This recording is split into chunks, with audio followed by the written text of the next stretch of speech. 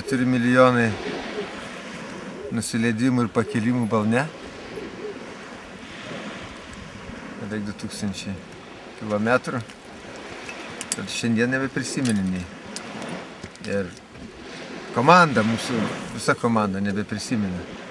Ir tų mazolių, skausmų, nugarų skausmų, pergyvenimų, varginančio nuovargio, kurio niekas neparodys.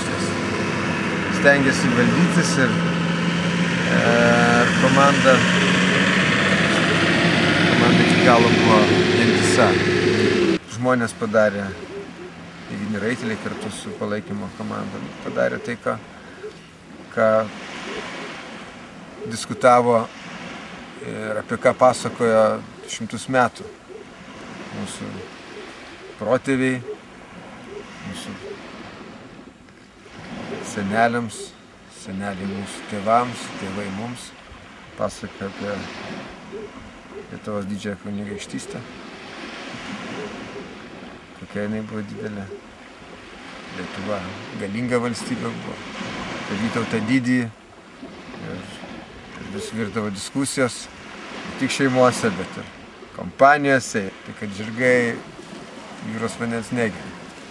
Ir tie dalykai visur visą laiką buvo. Nu ir iš tiesų mes tą legendą kaip ir patvirtinom.